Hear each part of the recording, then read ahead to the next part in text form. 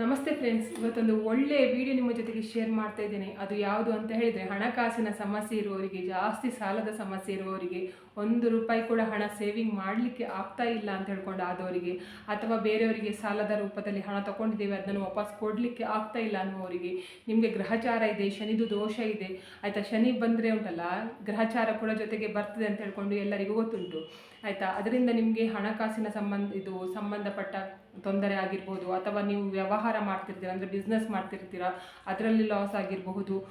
ನಿಮಗೆ ಯಾವುದೇ ಸಮಸ್ಯೆ ಇದ್ದರೂ ಕೂಡ ಈ ಒಂದು ತಂತ್ರದಿಂದ ಉಂಟಲ್ಲ, ನಿಮ್ಮ ಜೀವನ ಬದಲಾಗ್ತದೆ. ನಿಮಗೆ ಹಣ ಉಳಿತಾಯ ಮಾಡಲಿಕ್ಕೆ ಆಗೋದಿಲ್ಲ ಅಂತ ಹೇಳ್ಕೊಂಡು ಹೇಳ್ತೀರ ನೋಡಿ, ಖಂಡಿತ ಉಳಿತಾಯ ಮಾಡಲಿಕ್ಕೆ ಆಗ್ತದೆ. ಇವಾಗ ಎಲ್ಲರಿಗೂ ಗೊತ್ತುಂಟು ಏನಂತ ಹೇಳಿದರೆ, 7.5 ಆಗಲಿ ಅಥವಾ ಅಷ್ಟಮ ಶನಿ ಆಯಿತಾ. ಶನಿದು ಯಾವುದೇ ದೋಷ ಬಂದರೆ ಏನಾಗುತ್ತೆ ಅಂತ ಹೇಳಿದರೆ, ನಮ್ಮನ್ನು ಹಿಂಡಿ ಹಿಪ್ಪೆ ಮಾಡ್ತದೆ ಅಂತ ಹೇಳ್ಕೊಂಡು. ಯಾಕಂತ ಹೇಳಿದರೆ, ಗ್ರಹಚಾರ ನಿಮಗೆ ಬಂತು ಅಂತ ಹೇಳಿದ ಕೂಡಲೇ ನಿಮಗೆ ಸ್ಟಾರ್ಟ್ ಆಗ್ತದೆ ನಿಮ್ಮದು ಬಿಸ್ನೆಸ್ ಡೌನ್ ಆಗಲಿಕ್ಕೆ, ಅಥವಾ ನಿಮ್ಮ ಹತ್ರ ಹಣವೇ ಉಳಿಯೋದಿಲ್ಲ, ಸಾಲದ ಸಮಸ್ಯೆ ಜಾಸ್ತಿ ಆಗ್ತದೆ, ಬೇರೆಯವರೆಲ್ಲ ಒಂದು ದಿಕ್ಕು ನೀವು ಒಂದು ದಿಕ್ಕು, ಆ ಥರದ್ದೆಲ್ಲ ಆಗ್ತದೆ. ಅಂದರೆ ಗೊತ್ತಾಯ್ತಲ್ಲ, ನಿಮಗೆ ಯಾರು ಕೂಡ ಸಹಾಯಕ್ಕೆ ಬರೋದಿಲ್ಲ, ಯಾರು ಕೂಡ ಸಹಾಯ ಮಾಡಲಿಕ್ಕೂ ಬರೋದಿಲ್ಲ, ನಿಮಗೆ ಯಾರು ಕೂಡ ₹1 ಕೂಡ ಕೊಡೋದಿಲ್ಲ. ಅಂದರೆ ನಿಮಗೆ ಅಗತ್ಯ ಇರುವವರು ಕೂಡ ನಿಮ್ಮ ಹತ್ರ ಚೆನ್ನಾಗಿದ್ದಾಗ ಉಂಟಲ್ಲ, ಚೆನ್ನಾಗಿ ಬಂದು ಊಟ ಮಾಡಿ ತಿಂದು ಹೋದವರು ಉಂಟಲ್ಲ, ಈ ಥರದ್ದು ಗ್ರಹಚಾರ ಎಲ್ಲ ಬರುವಾಗ ಅಥವಾ ಹಣದ ಸಮಸ್ಯೆ ಬರುವಾಗ ಎಲ್ಲ ಫ್ರೆಂಡ್ಸ್ಗಳು ಕೂಡ ಮಾಯ ಆಗಿ ಹೋಗ್ತಾರೆ, ರಿಲೇಟಿವ್ಸ್ಗಳು ಮಾಯ ಆಗಿ ಹೋಗ್ತಾರೆ ಅಂತ ಹೇಳ್ಕೊಂಡು ಎಲ್ಲರಿಗೂ ಗೊತ್ತುಂಟು ಆಯಿತಾ. ಅಷ್ಟು ತೊಂದರೆ ಶನಿ ಕೊಡ್ತಾರೆ ಅಂತ.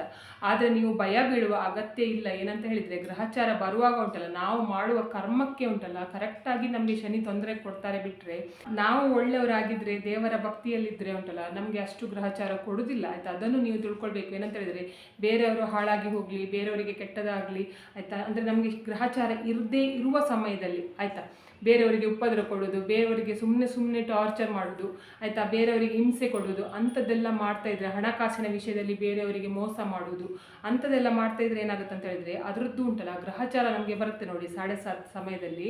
ಆವಾಗ ಏನಾಗುತ್ತೆ ಅಂತ ಹೇಳಿದರೆ, ಅದು ಶನಿ ಉಂಟಲ್ಲ ನಮಗೆ ಗ್ರಹಚಾರ, ನೀನು ಆ ಟೈಮಲ್ಲಿ ಅವರಿಗೆ ಉಪದ್ರ ಕೊಟ್ಟಿಯಲ್ಲ, ಈಗ ನಾನು ನಿಮಗೆ ಉಪದ್ರ ಕೊಡ್ತೇನೆ ಅಂತ ಹೇಳ್ಕೊಂಡು ನಿಮಗೆ ಟಾರ್ಚರ್ ಮಾಡ್ತೆ. ಆ ಕಾರಣದಿಂದ ನಮ್ಮ ಕರ್ಮಕ್ಕೆ ಯಾವ್ದು ರೀತಿಯಲ್ಲಿ ಉಂಟು ನೋಡಿ ಕೊಡಬೇಕು ಅಂತ ಹೇಳ್ಕೊಂಡು ಶನಿಗೆ ಗೊತ್ತು ಆಯಿತಾ. ನಾವು ಜಾಸ್ತಿ ಕೆಟ್ಟ ಕೆಲಸ ಮಾಡಿದರೆ ಜಾಸ್ತಿ ಹಿಂಸೆ ಕೊಡ್ತಾರೆ. ನಾವು ಅಷ್ಟು ಇದು ಯಾರಿಗೂ ಕೂಡ ಉಪದ್ರ ಕೊಡಲಿಲ್ಲ, ನಮ್ಮಷ್ಟಕ್ಕೆ ನಾವಿದ್ದೇವೆ ಅಂತ ಹೇಳಿದರೂ ಕೂಡ ಪರೀಕ್ಷೆ ಮಾಡಲಿಕ್ಕೋಸ್ಕರ ಆದರೂ ಆಯಿತಾ. ನೀವು ನೋಡುವ, ನಿಮಗೆ ಈಗ ಗ್ರಹಚಾರ ಕೊಡುವಾಗ ನೀವು ದೇವರನ್ನು ನಂಬ್ತೀಯ, ದೇವರನ್ನು ಆರಾಧನೆ ಮಾಡ್ತೀಯ ಅಂತ ಹೇಳ್ಕೊಂಡು ನೋಡುವ ಅಂತ ಹೇಳ್ಕೊಂಡು ಆದರೂ ಕೂಡ ಸ್ವಲ್ಪ ಪರೀಕ್ಷೆ ಮಾಡ್ತಾನೆ. ಆದರೆ ಜಾಸ್ತಿ ಪರೀಕ್ಷೆ ಮಾಡೋದಿಲ್ಲ, ಬೇರೆಯವರಿಗೆ ಹಿಂಸೆ ಕೊಟ್ಟವರಿಗೆ ಜಾಸ್ತಿ ಪರೀಕ್ಷೆ ಮಾಡ್ತಾನೆ ಆಯಿತಾ. ಎಲ್ಲವನ್ನು ಕಳ್ಕೊಂಡು ಬೀದಿಗೆ ಬರುವವರು ಕೂಡ ಇದ್ದಾರೆ ಗ್ರಹಚಾರ ಬಂದಾಗ. ಅದೇ ಏನೇ ಆಗಿರಲಿ, ನಾನು ಹೇಳೋದೇನಂತ ಹೇಳಿದರೆ, ನಿಮಗೆ ಇವಾಗ ನೀವು ನಿಮ್ಮ ಮನಸ್ಸಿಗೆ ನಿಮಗೆ ಗೊತ್ತುಂಟು ಏನಂತ ಹೇಳಿದರೆ, ನಾನು ಯಾರಿಗೂ ಉಪದ್ರ ಕೊಡಲಿಲ್ಲ, ಯಾರಿಗೂ ತೊಂದರೆ ಕೊಡಲಿಲ್ಲ, ಆದರೆ ನನಗೆ ಗ್ರಹಚಾರ ಉಂಟು, ನನ್ನ ಹತ್ರ ಹಣಕಾಸಿನ ಸಮಸ್ಯೆ ಆಗ್ತಾ ಉಂಟು, ನನಗೆ ಜಾಸ್ತಿ ಸಾಲ ಆಗ್ತಾ ಉಂಟು ಅಂತ ಹೇಳ್ಕೊಂಡು. ಆದರೆ ನೀವು ಏನು ಮಾಡಿ ಅಂತ ಹೇಳಿದರೆ, ಹೀಗೆ ನೀವು ಹೆದರೋದು ಬೇಡ. ನನಗೆ ಗ್ರಹಚಾರ ಉಂಟು ಆಯಿತಾ, ನನಗೆ ಗ್ಯಾರಂಟಿ, ನಾನು ಇವಾಗ ಒಂದು ಬಿಸ್ನೆಸ್ ಮಾಡಲಿಕ್ಕೆ ಹೋದರೆ ಗ್ಯಾರಂಟಿ ನನಗೆ ಲಾಸ್ ಆಗ್ತದೆ ಆಯಿತಾ. ನಾನು ಇಲ್ಲಿ ಹಣ ಇದು ಹಾಕಿದರೆ ಗ್ಯಾರಂಟಿ ನನಗೆ ಆ ಹಣ ಮುಳುಗಿ ಹೋಗ್ತದೆ, ನನ್ನನ್ನು ಯಾರೂ ನಂಬುವುದಿಲ್ಲ, ನನಗೆ ಯಾರೂ ಹಣ ಕೊಡೋದಿಲ್ಲ, ಯಾರೂ ನನಗೆ ಹೆಲ್ಪ್ ಮಾಡೋದಿಲ್ಲ ಆಯಿತಾ. ಯಾಕಂತ ಹೇಳಿದರೆ ನನಗೆ ಶನಿ ಉಂಟು ಅಂತ ಹೇಳ್ಕೊಂಡು ನೀವು ಮನಸ್ಸಲ್ಲಿ ಎಣಿಸ್ಕೊಳ್ತಾ ಇದ್ದರೆ ಏನಾಗ್ತದೆ ಅಂತ ಹೇಳಿದರೆ, ಅದು ನಿಜ ಆಗ್ತದೆ ಆಯಿತಾ. ನಿಜ ಅಂದರೆ ನಿಜ ಆಗ್ತದೆ ಆಯಿತಾ. ನೀವು ಅದು ಆಗಬೇಕು ಅಂತ ಹೇಳ್ಕೊಂಡಲ್ಲ, ಯಾಕಂದರೆ ನೀವು ಬರ್ಗ್ ಮಾಡ್ಕೊಳ್ಳೋದು ಆಯಿತಾ. ನನಗೆ ಯಾರೂ ಹೆಲ್ಪ್ ಮಾಡೋದಿಲ್ಲ, ನನಗೆ ಯಾರೂ ಸಹಾಯ ಮಾಡೋದಿಲ್ಲ ಆಯಿತಾ, ನನಗೆ ಗ್ರಹಚಾರ ಉಂಟು, ನಾನು ಬಿಸ್ನೆಸ್ ಮಾಡಿದರೆ ಲಾಸ್ ಆಗ್ತದೆ, ಅದಾಗ್ತದೆ ಇದಾಗ್ತದೆ ಅಂತ ಹೇಳ್ಕೊಂಡು ನಿಮ್ಮ ಮನಸ್ಸಿಗೆ ನೀವು ಎಣಿಸ್ಕೊಳ್ತೀರಲ್ಲ, ಆ ಕಾರಣದಿಂದಲೇ ನಿಮಗೆ ಜಾಸ್ತಿ ಪ್ರಾಬ್ಲಮ್ ಆಗ್ತಾ ಇರೋದು ಆಯಿತಾ. ನೀವು ಏನು ಮಾಡಬೇಕು ಅಂತ ಹೇಳಿದರೆ, ನಾನು ಫಾರ್ ಎಕ್ಸಾಂಪಲ್ ಬೇಕಾದರೆ ಹೇಳ್ತೇನೆ. ಸುದೀಪ್ ಅವ್ರದ್ದು 2 ಸಾಂಗ್ ತಗೊಳ್ಳುವ ಆಯಿತಾ. ನಾನು ಕೂಡ ಇದು ಮಾಡಿದ್ದೇನೆ ಆಯಿತಾ, ನನ್ನ ಜೀವನದಲ್ಲಿ ಕೂಡ ಆಗಿದೆ. ನೀವು ಕೂಡ ಈ ತಪ್ಪು ಮಾಡಬಾರ್ದು ಅಂತ ಹೇಳ್ಕೊಂಡು ಒಂದೇ ಕಾರಣದಿಂದ ನಿಮಗೆ ಹೇಳ್ತಾ ಇರೋದು. ಏನಂತ ಹೇಳಿದರೆ, ಸುದೀಪ್ ಅವ್ರದ್ದು 2 ಸಾಂಗ್ ತಗೊಳ್ಳುವ. ಒಂದು ಹೆಬ್ಬುಲಿದು ಸಾಂಗು, ಒಂದು ಕೋಟಿಗೊಬ್ಬ ಮೂವಿದು ಸಾಂಗ್ ತಗೊಳ್ಳುವ ಆಯಿತಾ. ಹೆಬ್ಬುಲಿಯಲ್ಲಿ ಉಂಟಲ್ಲ ಒಂದು ಸಾಂಗ್ ಉಂಟು, ಏನಂತ ಹೇಳಿದರೆ, ದೇವರೇ ನೀನು ಇರೋ ವಿಳಾಸವು ಬೇಕಾಗಿದೆ ಅಂತ ಹೇಳ್ಕೊಂಡು ಒಂದು ಸಾಂಗ್ ಉಂಟು. ಆ ಸಾಂಗನ್ನು ನೀವು ಹಾಕಿ ಕೇಳಿ. ಆವಾಗ ಏನಾಗುತ್ತೆ ಅಂತ ಹೇಳಿದರೆ, ಅದು ಹಾಕಿ ಕೇಳುವಾಗ ಉಂಟಲ್ಲ, ನಮ್ಮ ಮನಸ್ಸಲ್ಲಿ ಉಂಟಲ್ಲ ಯಾವಾಗಿದ್ದು ಹಳೆಯ ಘಟನೆಗಳೆಲ್ಲ ಉಂಟಲ್ಲ, ಅದನ್ನೆಲ್ಲ ನೆನಪು ಮಾಡಿಕೊಂಡು, ಅಥವಾ ನಮಗೆ ಯಾರೋ ಇಷ್ಟ ಆದವರು ತೀರ್ಕೊಂಡಿರ್ತಾರೆ, ಅಥವಾ ಏನೋ ಒಂದು ಸಮಸ್ಯೆ ಆಗ್ತದೆ, ಅದೆಲ್ಲ ಎಣಿಸ್ಕೊಂಡು ನಮಗೆ ಅಳ್ಳು ಬರ್ತದೆ ಆಯಿತಾ. ಒಂದು ಸಾಂಗಲ್ಲಿ ನಾನು ಹೇಳ್ತಾ ಇರೋದು, ಫಾರ್ ಎಕ್ಸಾಂಪಲ್ಗೆ ಕೊಡ್ತಾ ಇರೋದು. ಅದೇ ರೀತಿಯಲ್ಲಿ ಕೂಡ ಹಾಗೆ ನಮ್ಮ ಜೀವನದಲ್ಲಿ ಏನಾಗುತ್ತೆ ಅಂತ ಹೇಳಿದರೆ, ಆಗೋದಿಲ್ಲ ಅಂತ ಹೇಳ್ಕೊಂಡು ಹೇಳಿದರೆ ಏನಾಗ್ತದೆ ಅಂತ ಹೇಳಿದರೆ, ನಮ್ಮ ಮನಸ್ಸು ಅದನ್ನು ತಗೊಳ್ತದೆ. ನಿಮಗೆ ಆಗೋದಿಲ್ಲ, ನೀನು ಮಾಡಬೇಡ, ನಿಮಗೆ ಏನು ಮಾಡಿದರೂ ಕೂಡ ಒಳ್ಳೇದಾಗೋದಿಲ್ಲ ಅಂತ ಹೇಳ್ಕೊಂಡು ನಿಮ್ಮ ಮನಸ್ಸೇ ಹೇಳ್ತದೆ. ಆವಾಗ ನೀವು ಯಾವುದಕ್ಕೂ ಕೈ ಹಾಕಿದರೂ ಕೂಡ ಅದು ಲಾಸ್ ಆಗಿ ಹೋಗ್ತದೆ ಆಯಿತಾ. ಈ ಫಿಲಮ್ದು ಸಾಂಗ್ ಕೂಡ ಹಾಗೆ, ನೀವು ಕೇಳ್ತಾ ಇದ್ರೆ ಏನಾಗ್ತದೆ ಅಂತ ಹೇಳಿದರೆ ಆ ಟೈಮಲ್ಲಿ ನೀವು ಖುಷಿಯಾಗಿರ್ತೀರಾ, ಆ ಸಾಂಗ್ ಕೇಳಿದ ಕೂಡ ನಿಮಗೆ ಒಮ್ಮೆಲೆ ಅಳ್ಲಿಕ್ಕೆ ಬರ್ತದೆ ಆಯಿತಾ. ಆ ಕಾರಣದಿಂದ ಹೇಳೋದು, ಒಂದು ಸಾಂಗಲ್ಲಿ ನೋಡಿ ಅಷ್ಟು ವ್ಯತ್ಯಾಸ ಉಂಟು. ಅದೇ ನೀವು ಕೋಟಿಗೊಬ್ಬ ಮೂವಿಯಲ್ಲಿ ಉಂಟಲ್ಲ ಒಂದು ಹಣದ ಸಾಂಗ್ ಉಂಟು ಆಯಿತಾ, ಅದು ಯಾವುದು ಅಂತ ಹೇಳ್ಕೊಂಡು ನಾನು ಹೇಳೋದಿಲ್ಲ. ಆ ಸಾಂಗನ್ನು ಕೇಳಿದ್ರೆ ಏನಾಗುತ್ತೆ ಅಂತ ಹೇಳಿದ್ರೆ, ಹೌದು ನಾವು ಕೂಡ ಕಷ್ಟಪಟ್ಟು ದುಡಿಬೇಕು, ನಾವು ಕೂಡ 4 ಜನರ ಥರ ಒಳ್ಳೆ ರೀತಿ ಇರಬೇಕು, ನಮ್ಮ ಹತ್ರ ಕೂಡ ಹಣ ಇರಬೇಕು ಅಂತ ಹೇಳ್ಕೊಂಡು ನಮ್ಗೆ ಎಣಿಸ್ತದೆ. ಆವಾಗ ಏನಾಗುತ್ತೆ ನಮ್ಮ ಮನಸ್ಸು, ನಾವು ಜಾಸ್ತಿ ಕೆಲಸ ಮಾಡಬೇಕು, ನಾವು ಜಾಸ್ತಿ ಕೆಲಸ ಮಾಡಿದ್ರಲ್ಲ ಹಣ ಬರೋದು, ಸುಮ್ಮನೆ ಕೂತ್ಕೊಂಡ್ರೆ ಎಲ್ಲಿಂದ ಹಣ ಬರ್ತದೆ ಅಂತ ಹೇಳ್ಕೊಂಡು ನಮ್ಮ ಮನಸ್ಸಲ್ಲಿ ಬರ್ತದೆ ನೋಡಿ. ಒಂದೇ ಇದು ಹೀರೋದು 2 ಪದ್ಯದಲ್ಲಿ ಅಂದರೆ 2 ಸಾಂಗ್ನಲ್ಲಿ 2 ರೀತಿ ನಿಮಗೆ ಆಗ್ತದೆ. ಬೇಕಾದರೆ ನೀವು ಇವತ್ತೇ ಹಾಕಿ ನೋಡಿ, ಒಂದು ಹೆಬ್ಬುಲಿದು ಸಾಂಗ್ ಹಾಕಿ ಕೇಳಿ, ಆಮೇಲೆ ಕೋಟಿಗೊಬ್ಬದು ಒಂದು ಫಿಲಮ್ದು ಸಾಂಗ್ ಹಾಕಿ ಕೇಳಿ, ನಿಮಗೆ ಏನು ಗೊತ್ತಾಗ್ತದೆ ಅಂತ ಹೇಳ್ಕೊಂಡು ಅದರಲ್ಲೇ ಗೊತ್ತಾಗ್ತದೆ. ಅದೇ ರೀತಿಯಲ್ಲಿ ಉಂಟಲ್ಲ ನಿಮ್ಮ ಮನಸ್ಸು ನಿಮಗೆ ಹೇಗೆ ಹೇಳ್ತದೆ ನೋಡಿ, ಅದೇ ರೀತಿ ನಿಮಗೆ ನಿಮ್ಮ ಜೀವನದಲ್ಲಿ ನಡೀತದೆ. ಬಿಟ್ಟರೆ ನೀವು ಉಂಟಲ್ಲ ಹೇಳ್ಕೊಳ್ಳಿ ಏನಂತ ಹೇಳಿದರೆ, ನಮಗೆ ಎಷ್ಟು ಸಾಲ ಬೇಕಾದರೂ ಇದ್ದರೆ ಇದಿರಲಿ, ನಾನು 100% ಈ ಸಾಲವನ್ನು ತೀರಿಸ್ತೇನೆ, ಖಂಡಿತ ನಾನು ಕಷ್ಟಪಟ್ಟು ದುಡಿತಾ ಇದ್ದೇನೆ ಆಯಿತಾ. ಅದು ದೇವರಿಗೆ ಗೊತ್ತುಂಟು, ಕಷ್ಟಪಟ್ಟು ದುಡಿಯೋದು, ಯಾರ್ದು ತಲೆ ಹೊಡಿಲಿಲ್ಲ, ಯಾರಿಗೂ ಮೋಸ ಮಾಡಲಿಲ್ಲ, ಏನು ಮಾಡಲಿಲ್ಲ, ಕಷ್ಟಪಟ್ಟು ದುಡಿದಿದ್ದೇನೆ. ನನಗೆ ಗ್ಯಾರಂಟಿ ಇವತ್ತು ನನಗೆ ಕಷ್ಟ ಇರ್ಬೋದು, ನಾಳೆ ಖಂಡಿತ ನನಗೆ ಒಳ್ಳೆಯದಾಗ್ತದೆ, ಖಂಡಿತ ನನಗೆ ಹಣ ಬರ್ತದೆ ಆಯಿತಾ. ನಾನು ಕಷ್ಟಪಟ್ಟಿದ್ದಕ್ಕೆ ನನಗೆ ಕರೆಕ್ಟಾಗಿ ಪ್ರತಿಫಲ ದೇವರು ಕೊಡ್ತಾರೆ ಅಂತ ಹೇಳ್ಕೊಂಡು ನೀವು ಎಣಿಸ್ಕೊಳ್ಳಿ. ಆಗ ಉಂಟಲ್ಲ ಏನಾಗುತ್ತೆ ಅಂತ ಹೇಳಿದರೆ, ನಿಮ್ಮ ಮೈಂಡಲ್ಲಿ ನೀವು ಅದನ್ನು ಪ್ರತಿದಿನ ಹೇಳ್ಕೊಳ್ತಾ ಇದ್ದರೆ ಉಂಟಲ್ಲ, ನೀವು ಗ್ಯಾರಂಟಿ ನಿಮಗೆ ನಿಮ್ಮ ಕಷ್ಟ ಹೋಗ್ತದೆ. ಅದು ನಿಮಗೆ 7.5 ಇರುವಾಗ ಸಮಯದಲ್ಲಿ ಕೂಡ ನೀವು ಇದನ್ನು ಹೇಳ್ಕೊಳ್ತಾ ಇದ್ರೆ ಉಂಟಲ್ಲ, ನಿಮಗೆ 100% ನಿಮ್ಮ ಸಾಲ ಕೂಡ ತೀರಿಸ್ಬೋದು, ನಿಮ್ಮ ಹತ್ರ ಹಣ ಕೂಡ ಉಳಿತದೆ ಆಯಿತಾ. ನಮಗೆ 7.5 ಉಂಟು, 7.5 ಉಂಟು, ಹಾಗೆ ಉಂಟು, ಹೀಗೆ ಉಂಟು, ನಮಗೆ ಕಷ್ಟ ಕಷ್ಟ ಕಷ್ಟ ಅಂತ ಹೇಳ್ಕೊಂಡಿದ್ರೆ ನಿಮ್ಮದು 7.5 ಮುಗಿಯೋ ತನಕ ನಿಮ್ಮದು ಕಷ್ಟವೇ ಇರ್ತದೆ. ಆ ಕಾರಣಕ್ಕೆ ಹೇಳೋದು, ಅದನ್ನು ನೀವು ಮನಸ್ಸಿಂದ ತೆಗೆದು ಹಾಕಬೇಕು. ನೀವು ಏನು ಮಾಡಬೇಕು, ನಾನು ಖಂಡಿತ ನನಗೆ ಈಗ ಕಷ್ಟ ಇದ್ದರೆ ನಾಳೆಯಿಂದ ನನಗೆ ಒಳ್ಳೆಯದಾಗ್ತದೆ, ಇಲ್ಲದಿದ್ದರೆ ಇವತ್ತಿನಿಂದಲೇ ನನಗೆ ಒಳ್ಳೆಯದಾಗ್ತದೆ ಆಯಿತಾ. ನಾನು ಇದು ಕಷ್ಟಪಟ್ಟಿದ್ದೇನೆ, ನನಗೆ ಕಷ್ಟಕ್ಕೆ ದೇವರು ಪ್ರತಿಫಲ ಖಂಡಿತ ಕೊಡ್ತಾನೆ ಅಂತ ಹೇಳ್ಕೊಂಡು ಎಣಿಸ್ಕೊಳ್ಳಿ. ಖಂಡಿತ ನಿಮಗೆ ಕಷ್ಟ ಪರಿಹಾರ ಆಗ್ತದೆ. ಯಾವ 7.5 ಕೂಡ ನಿಮಗೆ ಏನು ಮಾಡಲಿಕ್ಕಾಗೋದಿಲ್ಲ. ಯಾಕೆ ಹೇಳಿದೆ ಅಂತ ಹೇಳಿದರೆ, ಈ ಮಾತು ನೀವು ಮನಸ್ಸಿನಲ್ಲಿ ಫಸ್ಟಿಗೆ ಆಲೋಚನೆ ಮಾಡಿರಬೇಕು. ನಿಮ್ಮ ಮನಸ್ಸಿನಲ್ಲಿ ಕೆಟ್ಟ ಆಲೋಚನೆ ಇದ್ದರೆ ಆ ಕೆಟ್ಟ ಆಲೋಚನೆಯನ್ನು ತೆಗೆದು ಹಾಕಿ ಪಾಸಿಟಿವ್ ಆಗಿರುವ ಆಲೋಚನೆಯನ್ನು ನೀವು ತಲೆಗೆ ಹಾಕ್ಕೊಳ್ಬೇಕು. ಏನಂತ ಹೇಳಿದರೆ, ನನಗೆ ಹಣ ಬರ್ತದೆ, ನಂದು ಸಾಲ ತೀರ್ತದೆ, ನಮ್ಮ ಮನೆಯಲ್ಲಿರುವ ಕಷ್ಟ ಪರಿಹಾರ ಆಗ್ತದೆ ಆಯಿತಾ. ಮತ್ತು ನಾನು ಯಾವತ್ತೂ ನನಗೆ ಖುಷಿಯಲ್ಲೇ ಇರ್ತೇನೆ ಮನೆಯಲ್ಲಿ, ನಮಗೆ ಏನೆಲ್ಲ ಇಷ್ಟ ಉಂಟು ನೋಡಿ ಅದೆಲ್ಲ ನಮ್ಮ ಮನೆಯಲ್ಲಿ ನೆರವೇರ್ತದೆ ಅಂತ ಹೇಳ್ಕೊಂಡು ನೀವು ಎಣಿಸಿದರೆ ಖಂಡಿತ ಅದಾಗುತ್ತೆ. ಮನಸ್ಸಿನ ಮೂಲೆಯಲ್ಲಿ ಕೂಡ ಆಲೋಚನೆ ಮಾಡಬೇಡಿ. ಏನಂತ ಹೇಳಿದರೆ, ನನಗೆ ಕೆಟ್ಟದಾಗ್ತದೆ, ನನಗೆ ಇನ್ನೂ ಕಷ್ಟ ಬರ್ತದೆ, ನನಗೆ ಹಾಳಾಗ್ತದೆ, ಇನ್ನು ಸ್ವಲ್ಪ ದಿವಸದಲ್ಲಿ ಹಿಂಗೆ ಇನ್ನೂ 7.5 ಬರ್ತದೆ, ಇನ್ನು ನನ್ನ ಜೀವನ ಆಯಿತು ಮುಗೀತು, ಹಾಗೆಲ್ಲ ಯಾವ ಕಾರಣಕ್ಕೂ ಕೂಡ ಎಣಿಸ್ಲಿಕ್ಕೆ ಹೋಗಬೇಡಿ. ನಿಮ್ಮ ಮನಸ್ಸು ಉಂಟಲ್ಲ ಯಾವ ರೀತಿ ಆಲೋಚನೆ ಮಾಡ್ತದೆ, ನಿಮ್ಮ ಜೀವನ ಅದೇ ರೀತಿಯಲ್ಲಿ ಇರ್ತದೆ. ಆಗ ನಿಮಗೆ ಸಾಲ ಉಂಟು ಅಂತ ಹೇಳ್ಕೊಂಡಾಗಲಿ, ತುಂಬ ಸಾಲ ಉಂಟು, ಸಾಲ ತೀರಿಸ್ಲಿಕ್ಕಾಗಲಿಲ್ಲ, ಅಥವಾ ಹಣಕಾಸಿನ ಸಮಸ್ಯೆ ಉಂಟು ಅಂತ ಹೇಳ್ಕೊಂಡಾದರೆ ಶನಿವಾರ ದಿವಸ ಈ ತಂತ್ರ ಮಾಡಿ ಅಂತ ಹೇಳ್ಕೊಂಡು ಹೇಳ್ತೇನೆ. ಈ ತಂತ್ರ ಮಾಡಿದ್ರೆ ಉಂಟಲ್ಲ 100% ನಿಮಗೆ ಒಳ್ಳೆಯದಾಗ್ತದೆ ಆಯಿತಾ. ಆದರೆ ನೀವು ತಲೆಯಲ್ಲಿ ಪಾಸಿಟಿವ್ ಥಿಂಕ್ ಮಾಡ್ತಾ ಇರಬೇಕು. ಯಾಕಂತ ಹೇಳಿದರೆ ನಮ್ಮದು ಉಂಟಲ್ಲ, ನಾವು ಮಾಡುವ ಪ್ರಾರ್ಥನೆ ಯೂನಿವರ್ಸ್ಗೆ ಗೊತ್ತಾಗಬೇಕಲ್ವಾ, ಯೂನಿವರ್ಸ್ಗೆ ನಮ್ಮ ಸಂದೇಶವನ್ನು ದೇವರಿಗೆ ತಲುಪಿಸಬೇಕಲ್ವಾ. ಅಂದರೆ ನಾನು ಕಷ್ಟಪಡ್ತಿದ್ದೇನೆ ಅಂತ ಹೇಳ್ಕೊಂಡು ದೇವರಿಗೆ ಗೊತ್ತಾಗಬೇಕು. ದೇವರ ಹತ್ರ ತುಂಬ ಜನ ಬೇಡ್ತಾ ಇರ್ತಾರೆ ಆಯಿತಾ, ಎಲ್ಲರೂ ಕೂಡ ಬೇಡ್ತಾರೆ, ಏನೆಲ್ಲ ಒಂದು ತೊಂದರೆ ಇರುತ್ತೆ ಪ್ರತಿಯೊಬ್ಬರಿಗೆ, ಎಲ್ಲರೂ ಕೂಡ ಏನಾದರೂ ಒಂದು ಬೇಡ್ಕೊಳ್ತಾ ಇರ್ತಾರೆ. ಅದನ್ನೆಲ್ಲ ದೇವರು ಕೇಳಿಸ್ಕೊಳ್ಳಿಕ್ಕಾಗತ್ತಾ? ಅದಕ್ಕೆ ನಾವೇನು ಮಾಡಬೇಕು ಅಂತ ಹೇಳಿದರೆ, ನಮ್ಮ ಸಂದೇಶವನ್ನು ತಗೊಂಡು ಹೋಗ್ಲಿಕ್ಕೆ, ಅಂದರೆ ಈಗ ಪೋಸ್ಟ್ ಮ್ಯಾನ್ ಹೇಗೆ ನಮಗೆ ಪೋಸ್ಟಿಂದ ತಂದು ಕೊಡ್ತಾರೆ ನೋಡಿ ಮನೆಗೆ, ಅದೇ ರೀತಿಯಲ್ಲಿ ನಮ್ಮ ಸಂದೇಶವನ್ನು ದೇವರಿಗೆ ತಲುಪಿಸಬೇಕಲ್ಲ. ಆ ಕಾರಣದಿಂದ ನಿಮಗೆ ಡೈರೆಕ್ಟ್ ನೀವು ತುಂಬ ಸಲ ಪೂಜೆ ಮಾಡಿದ್ದೀರಾ, ತುಂಬ ದೇವರಿಗೆ ಪ್ರಾರ್ಥನೆ ಮಾಡಿದ್ದೀರಾ, ಆದರೂ ಕೂಡ ನಿಮಗೆ ಆಗ್ತಾ ಇಲ್ಲ ಅಂತ ಹೇಳಿದರೆ ಈ ತಂತ್ರವನ್ನು ಮಾಡಿ 100% ನಿಮ್ಮ ಆಸೆ ನೆರವೇರ್ತದೆ. ಅದು ಏನು ತಂತ್ರ ಅಂತ ಹೇಳಿದರೆ, ಪಲಾವ್ ಎಲೆ ಆಯಿತಾ, ನೀವು ಪಲಾವ್ ಎಲೆ ತೊಗೊಂಡು ಆಯಿತಾ, ಚೆನ್ನಾಗಿರುವ ಪಲಾವ್ ಎಲೆ ತೊಗೊಳ್ಳಿ, ಎಲ್ಲಿ ಕೂಡ ಕಟ್ಟಾಗದೇ ಇರುವ ಪಲಾವ್ ಎಲೆ ತೊಗೊಳ್ಬೇಕು, ನೆನಪಿಟ್ಕೊಳ್ಬೇಕು, ಎಲ್ಲೂ ಕೂಡ ಆಗಿರಬಾರ್ದು ಅಂತಹ ಪಲಾವ್ ಎಲೆ ತೊಗೊಳ್ಳಿ. ನಂದು ಇಲ್ಲಿ ಅಂದರೆ ಇದು ಸ್ವಲ್ಪ ಎಲೆ ಚಿಕ್ಕದುಂಟು, ನೀವು ಬೇಕಾದರೆ ದೊಡ್ಡ ಪಲಾವ್ ಎಲೆ ಬೇಕಾದರೆ ತೊಗೊಳ್ಬೋದು, ಆದರೆ ಚೆನ್ನಾಗಿರುವುದು ತೊಗೊಳ್ಳಿ, ಚುಕ್ಕಿ ಚುಕ್ಕಿ ಇರುವುದು, ಗಲೀಜಿರೋದು, ಮುರಿದಿರೋದು, ಫೋಲ್ಡ್ ಆಗಿರೋದು ಅಂಥದ್ದೆಲ್ಲ ತೊಗೊಂಡ್ರೆ ಪ್ರಯೋಜನಕ್ಕಿಲ್ಲ. ಚೆನ್ನಾಗಿರುವ ಎಲೆ ತೊಗೊಂಡು ಆಮೇಲೆ ಏನು ಮಾಡಬೇಕು ಅಂತ ಹೇಳಿದರೆ ನೋಡಿ, ನಾನಿಲ್ಲಿ 2 ಪಲಾವ್ ಎಲೆ ತೊಗೊಂಡಿದ್ದೇನೆ. 2 ಪಲಾವ್ ಎಲೆ ಯಾಕೆ ಅಂತ ಹೇಳಿದರೆ, ಒಬ್ಬೊಬ್ಬರಿಗೆ ಒಂದೊಂದು ಸಮಸ್ಯೆ ಇರ್ತದಲ್ವಾ, ಆ ಕಾರಣದಿಂದ ನಿಮಗೆ ಏನು ಸಮಸ್ಯೆ ಉಂಟು ಅದರಲ್ಲಿ ಬರೀರಿ ಅಂತ ಹೇಳ್ಕೊಂಡು, ನೀವು ಬರಿಬೇಕಾದ್ರೆ ಇದನ್ನು ಏನು ಮಾಡಬೇಕು ಅಂತ ಹೇಳಿದರೆ, ರೆಡ್ ಇಂಕ್ ಪೆನ್ ಯೂಸ್ ಮಾಡಿ ಆಯಿತಾ. ನಿಮಗೆ ಅಂಗಡಿಯಲ್ಲಿ ಸಿಗ್ತದೆ ಆಯಿತಾ, ರೆಡ್ ಇಂಕ್ ಪೆನ್ನು ಸಿಗ್ತದೆ, ಎಲ್ಲರ ಕಡೆಗೂ ಎಲ್ಲ ಅಂಗಡಿಯಲ್ಲಿ ಕೂಡ ಇರ್ತದೆ ಆಯಿತಾ, ಬುಕ್ ಸ್ಟೋರಲ್ಲಿ ಸಿಗ್ತದೆ, ಇಲ್ಲದೇ ಇರೋದು ಎಲ್ಲೂ ಇಲ್ಲ. ನೀವೇನು ಮಾಡಿ ಅಂತ ಹೇಳಿದರೆ ಇದನ್ನುಂಟಲ್ಲ ಸಾಯಂಕಾಲದ ಸಮಯದಲ್ಲಿ ಮಾಡಬೇಕು. ಒಂದು ಪಲಾವ್ ಎಲೆ ಮಾತ್ರ ಯೂಸ್ ಮಾಡಲಿಕ್ಕೆ ಒಂದು ಸಲಕ್ಕೆ. ನಿಮ್ಮ ಆಸೆ ಈಡೇರಿದ ನಂತರ ಇನ್ನೊಂದು ಪಲಾವ್ ಎಲೆಯಲ್ಲಿ ಮತ್ತೆ ಬೇಕಾದರೆ ನೆಕ್ಸ್ಟ್ ಶನಿವಾರ ಅಥವಾ ಹುಣ್ಣಿಮೆ ಅಥವಾ ಅಮಾವಾಸ್ಯೆ ದಿವಸ ಇದನ್ನು ಮಾಡ್ಬೋದು. ಏನು ಮಾಡಬೇಕು ಅಂತ ಹೇಳಿದರೆ, ಇವಾಗ ಫಸ್ಟ್ ನಿಮಗೆ ಸಾಲದ ಸಮಸ್ಯೆ ಉಂಟು ಅಂತ ಹೇಳ್ಕೊಂಡವರು ಆಗಿದ್ದರೆ, ತುಂಬ ಸಾಲ ಉಂಟು, ಏನು ಮಾಡಿದ್ರು ಕೂಡ ಸಾಲ ತೀರ್ತಾ ಇಲ್ಲ ಅಂತ ಹೇಳೋರು ಆಗಿದ್ದರೆ, ನೀವೇನು ಮಾಡಿ ಅಂತ ಹೇಳಿದರೆ ಪೆನ್ನಲ್ಲಿ ಬರಿಬೇಕು ಆಯಿತಾ, ನಮಗೆ ಸಾಲದ ಸಮಸ್ಯೆಯಿಂದ ಮುಕ್ತಿ ಸಿಗಬೇಕು ಅಂತ.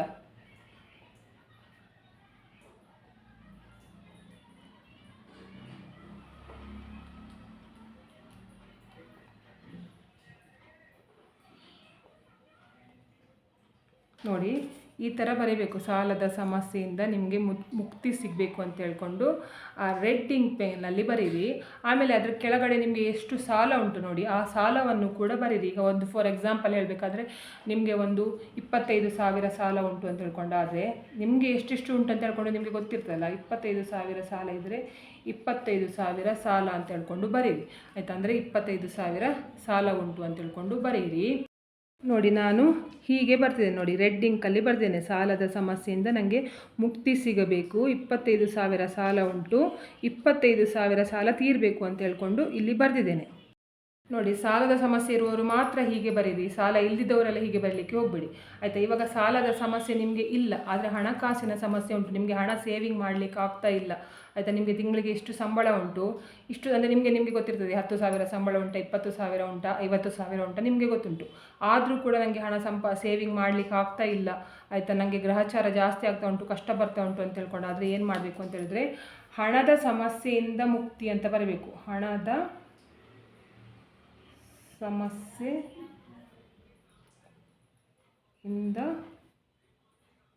ಮುಕ್ತಿ ಸಿಗಬೇಕು. ನೋಡಿ ಈ ಥರ ಬರೀಬೇಕು, ಹಣದ ಸಮಸ್ಯೆಯಿಂದ ಮುಕ್ತಿ ಸಿಗಬೇಕು ಅಂತ ಹೇಳ್ಕೊಂಡು ಬರೀಬೇಕು. ನಿಮಗೆ ಮನಸ್ಸಲ್ಲಿ ಎಷ್ಟು ಹಣ ಸೇವಿಂಗ್ ಮಾಡಿ, ನಿಮ್ಮ ಸಂಬಳಕ್ಕೆ ಕರೆಕ್ಟಾಗಿ ಬರೀರಿ. ಆಮೇಲೆ ನಿಮಗೆ ಸಂಬಳ ಇರುವುದೇ 10,000 ಆಗಿ ನನಗೆ 1,00,000 ಸೇವಿಂಗ್ ಮಾಡಬೇಕು ಅಂತ ಹೇಳ್ಕೊಂಡು ಹೇಳಿದರೆ ಯಾವ ದೇವರು ಕೂಡ ನಿಮಗೆ ಹೆಲ್ಪ್ ಮಾಡೋದಿಲ್ಲ. ಆ ಕಾರಣಕ್ಕೆ ನಿಮಗೆ ಎಷ್ಟು ಹಣ ಸೇವಿಂಗ್ ಮಾಡಬೇಕು ನೋಡಿ. ಇವಾಗ ನಿಮಗೆ ಒಂದು 50,000 ಸಂಬಳ ಉಂಟು ಅಂತ ಹೇಳ್ಕೊಂಡ, ಆದರೆ ಒಂದು 20,000 ಸೇವಿಂಗ್ ಮಾಡಲಿಕ್ಕೆ ಆಸೆ ಉಂಟು ಅಂತ ಹೇಳ್ಕೊಂಡಿದ್ರೆ 20,000 ಅಂತ ಹೇಳ್ಕೊಂಡು ಬರೀರಿ. ನೋಡಿ ಈ ಥರ ಬರಿಬೇಕು, ಅಂದರೆ ನಿಮಗೆ ಹಣದ ಸಮಸ್ಯೆ ಇದ್ದರೆ ಈ ಥರ ಬರಿಬೇಕು. ಹಣದ ಸಮಸ್ಯೆಯಿಂದ ನಮಗೆ ಮುಕ್ತಿ ಬೇಕು, ನಮಗೆ ಪ್ರತಿ ತಿಂಗಳು 20,000 ಸೇವಿಂಗ್ ಆಗುವ ಹಾಗೆ ಆಗಬೇಕು ಅಂತ ಹೇಳ್ಕೊಂಡು ಬರೀರಿ. ಅದೇ ರೀತಿಯಲ್ಲಿ ಒಬ್ಬೊಬ್ಬರಿಗೆ ಒಂದೊಂದು ಸಮಸ್ಯೆ ಇರ್ತದೆ. ಎಲ್ಲರಿಗೂ ಕೂಡ ಸಾಲದ ಸಮಸ್ಯೆ ಇರುವುದಿಲ್ಲ, ಹಣಕಾಸಿನ ಸಮಸ್ಯೆ ಇರುವುದಿಲ್ಲ, ಬೇರೆ ಬೇರೆ ಸಮಸ್ಯೆಗಳಿರ್ತದೆ. ಶನಿಯಿಂದ ಉಂಟಲ್ಲ ತುಂಬ ಕೂಡ ಉಪದ್ರ ಅನುಭವಿಸ್ತಾರೆ ಅಂತ ಹೇಳ್ಕೊಂಡು ಹೇಳ್ತಾರೆ. ಅದು ಯಾವ ಉಪದ್ರ ನಿಮಗೆ ಯಾವುದು ಪ್ರಾಬ್ಲಮ್ ಆಗ್ತದೆ ನೋಡಿ, ಅದನ್ನು ದಯವಿಟ್ಟು ನೀವು ಈ ಪಲಾವ್ ಎಲೆಯಲ್ಲಿ ಬರೆದು ಆಮೇಲೆ ಏನು ಮಾಡಿ ಅಂತ ಹೇಳಿದರೆ ಶನಿವಾರ ದಿವಸ ಆಯಿತಾ, ಶನಿವಾರ ಅಂದರೆ ನಿಮಗೆ ಗ್ರಹಚಾರದಿಂದ ತೊಂದರೆ ಆಗ್ತಾ ಇದ್ದರೆ ಶನಿವಾರ ದಿವಸ ಏನು ಮಾಡಿ ಅಂತ ಹೇಳಿದರೆ ನಿಮ್ಮ ಮನೆಯ ಹೊರಗಡೆ ಹೋಗಬೇಕು.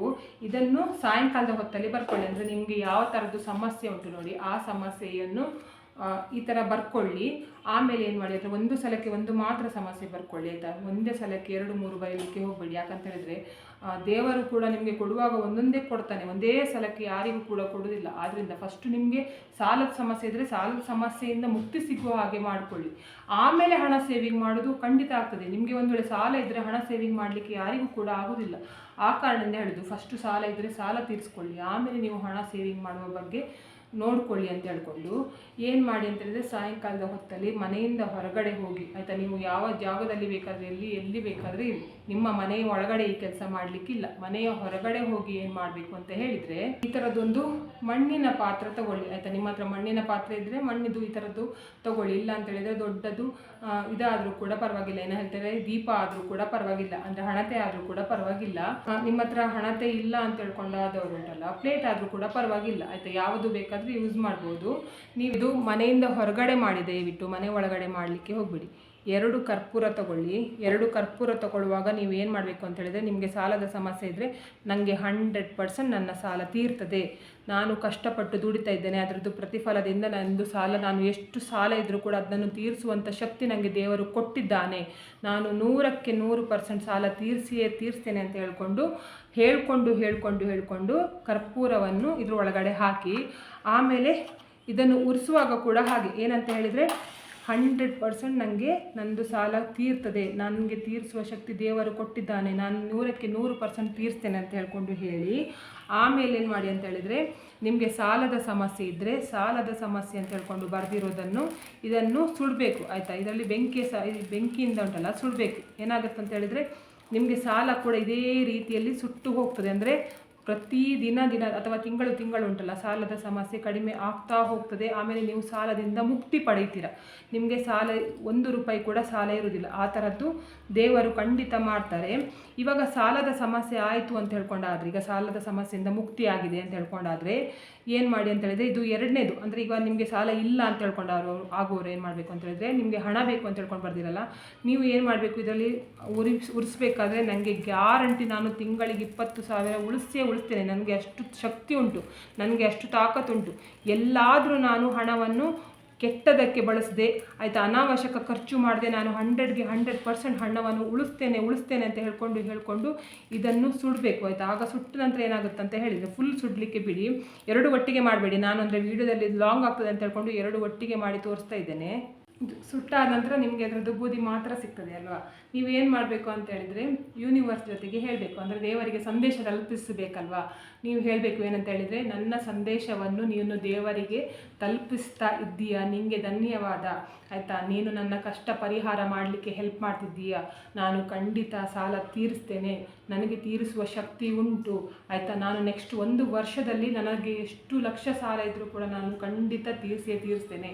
ಅಥವಾ ನಿಮಗೆ ಇವಾಗ ಹಣ ಬೇಕು ಅಂತ ಹೇಳ್ಕೊಂಡಾದರೆ ನನಗೆ ಪ್ರತಿ ತಿಂಗಳು 20,000 ಲೆಕ್ಕದಲ್ಲಿ ನಾನು ಪ್ರತಿ ತಿಂಗಳು 100ಗೆ 100% ಸೇವಿಂಗ್ ಮಾಡ್ತೇನೆ ಆಯಿತಾ ಅಂತ ಹೇಳ್ಕೊಂಡು, ನನಗೆ 1 ತಿಂಗಳಲ್ಲಿ ಒಂದು ವರ್ಷದಲ್ಲಿ ನಾನು ಇಷ್ಟು ನನ್ನ ಅಮೌಂಟ್ ಅಂದರೆ ಅಕೌಂಟಲ್ಲಿ ಇಷ್ಟು ಅಮೌಂಟ್ ಇರ್ತದೆ ಅಂತ ಹೇಳ್ಕೊಂಡು ನೀವು ಎಣಿಸ್ಕೊಂಡು, ನನಗೆ ಇಂತಹ ಕೆಲಸ ಮಾಡಲಿಕ್ಕೆ ಶಕ್ತಿ ಕೊಟ್ಟಕ್ಕೆ ನಿಮಗೆ ಧನ್ಯವಾದ, ನನ್ನ ಸಾಲ ತೀರಿಸಿದ್ದಕ್ಕೆ ನಿಮಗೆ ಧನ್ಯವಾದ ಆಯಿತಾ, ನೀನು ನನಗೆ ಹಣ ಸೇವಿಂಗ್ ಮಾಡಲಿಕ್ಕೆ ಹೆಲ್ಪ್ ಮಾಡ್ತಾ ಇರೋದಕ್ಕೆ ಧನ್ಯವಾದ ಅಂತ ಹೇಳ್ಕೊಂಡು ಯೂನಿವರ್ಸ್ ಜೊತೆಗೆ ಹೇಳ್ಕೊಂಡು, ಇದನ್ನು ಏನು ಮಾಡಬೇಕು ಅಂತ ಹೇಳಿದ್ರೆ ಗಾಳಿಯಲ್ಲಿ ಊದಿ ಬಿಡಬೇಕು ಆಯಿತಾ. ಗಾಳಿಯಲ್ಲಿ ಊದಿ ಬಿಟ್ಟರೆ ಏನಾಗುತ್ತೆ ಅಂತ ಹೇಳಿದರೆ, ನಿಮ್ಮ ಸಂದೇಶ ಗಾಳಿಯ ಮುಖಾಂತರ ದೇವರಿಗೆ ತಲುಪಿಸ್ತದೆ.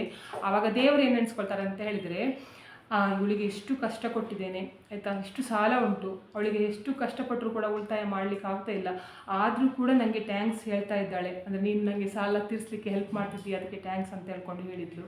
ಅಥವಾ ನಂದು ಹಣದ ಸಮಸ್ಯೆ ಉಂಟು ಅಂತ ಹೇಳ್ಕೊಂಡಿದ್ದಕ್ಕೆ ಟ್ಯಾಂಕ್ಸ್ ಅಂತ ಹೇಳ್ಕೊಂಡಿದ್ಲು ಅಂತ ಹೇಳ್ಕೊಂಡು ದೇವರೇ ಎಣಿಸಿ ಉಂಟಲ್ಲ, ದೇವರೇ ಏನು ಮಾಡ್ತದೆ ಅಂತ ಹೇಳಿದರೆ, ನಾನು ಏನು ಮಾಡದೆ ಕೂಡ ನನಗೆ ಇವಳು ಟ್ಯಾಂಕ್ಸ್ ಅಂತ ಹೇಳ್ಕೊಂಡು ಹೇಳಿದ್ದಾಳೆ ಅಂತ ಹೇಳ್ಕೊಂಡು ದೇವರೇ ನಿಮಗೆ ಹೆಲ್ಪ್ ಮಾಡ್ತಾರೆ ಆಯಿತಾ.